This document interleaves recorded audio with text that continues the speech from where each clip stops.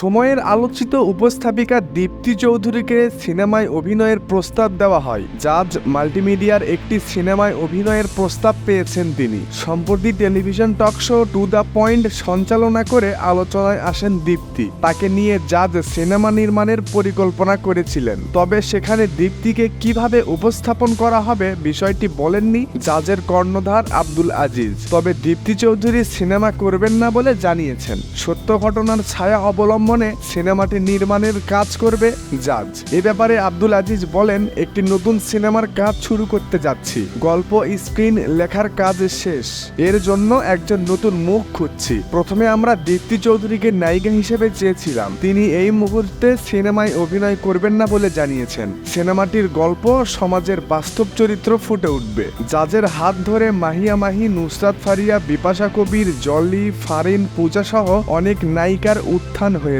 দেশের পাশাপাশি বর্তমানে আন্তর্জাতিক সিনেমা নির্মাণের গুরুত্ব দিচ্ছেন জাজ।